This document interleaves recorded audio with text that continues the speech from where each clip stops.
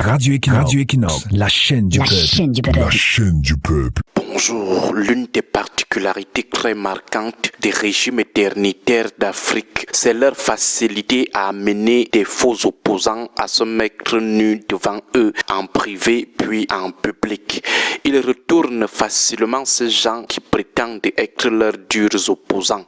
C'est-à-dire, ces régimes amènent les pseudo-opposants à se dévoiler eux-mêmes et de façon très ridicule et spectaculaire. Ils t'amènent non seulement à montrer ton vrai visage, mais aussi à le faire grossièrement devant tout le monde entier.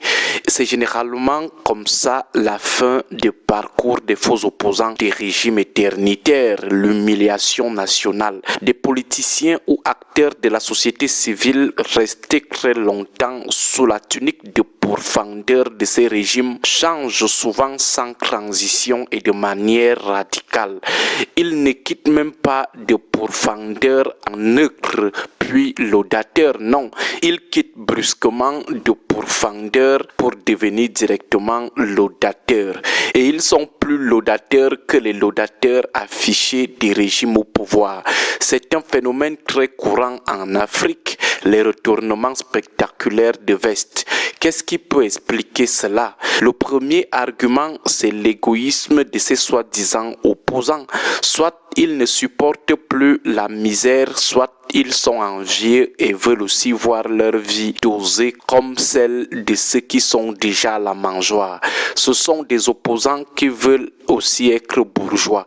Pour cela, ils vendent leurs âmes aux plus offrants, sans gêne ni honte. Ils sont parfois prêts à supporter des pratiques physiques et spirituelles des régimes pour atteindre leur fin qu'est la quête des positionnements d'accumulation des ressources indues de l'État. Ce sont simplement des égoïstes opportunistes sans honneur ni dignité. Le deuxième argument, c'est le tribalisme. Parfois, ce sont des proximités tribales ou ethniques très intenses qui finissent par avoir raison de ces opposants en leur rappelant la grossière nécessité de rentrer rapidement dans le camp politique du frère de la tribu. Le troisième argument, c'est la pression ou des intimidations. Les opposants aux convictions moins rigides cèdent facilement au chantage physique, matériel ou psychologique des régimes éternitaires. Mais ce dernier déterminant est le moins répandu.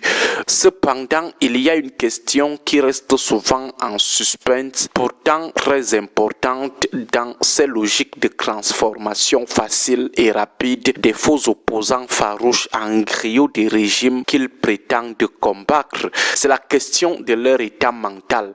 Comment se sentent-ils souvent mentalement après leur transformation spectaculaire? Où puisent-ils le courage pour tenir psychologiquement après avoir été transformés publiquement en marionnettes, après avoir été retournés comme des crêpes? Comment se sentent-ils après avoir été amenés à s'humilier eux-mêmes publiquement par ceux qu'ils prétendent combattre?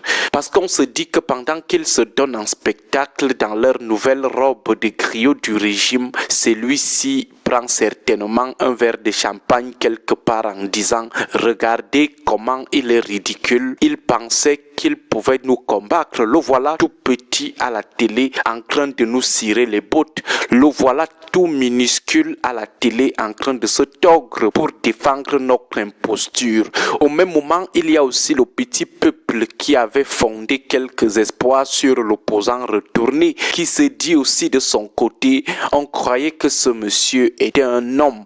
On croyait qu'il avait ses deux bijoux familiaux en place. Le voilà complètement défiguré. Le voilà assis à même le sol devant ceux qu'il prétendait combattre. Le voilà en train de ramper. Le voilà en train d'accepter de se mettre nu devant tout le monde sur ordre du chantage du régime. Le voilà en train de subir la dictature de son ventre. Bref, nous estimons qu'il n'est pas souvent très facile de tenir mentalement ou psychologiquement dans ce genre de situation d'humiliation qu'est le retournement de veste spectaculaire. Parfois, certains finissent de s'humilier publiquement comme ça en devenant choristes du régime et à la fin, ils ne sont même pas récompensés. Pas d'appel à la mangeoire. Comment se sentent-ils après lorsqu'ils font leur introspection? Ces retournements d'opposants ont de lourdes conséquences négatives sur la démocratie et la gouvernance en Afrique. D'abord, la crise de confiance entre le peuple et les oppositions en général. Les peuples déçus par ces nomadismes spectaculaires finissent par conclure que ça ne vaut pas la peine de soutenir ou de suivre un opposant. Ils sont tous comme ça, des opportunistes lâcheurs. Ensuite, l'affaiblissement des oppositions. Lorsque les opposants farouches sont retournés ou réduits au silence, cela affaiblit la démocratie et la possibilité d'un débat contradictoire sain. Enfin, le renforcement de l'autoritarisme. Ces pratiques peuvent contribuer à consolider des régimes éternitaires en réduisant les voix dissidentes. Bon début de semaine à tous. Que Dieu et les ancêtres protègent le peuple camerounais. Radio Equinox, la chaîne du peuple. La chaîne du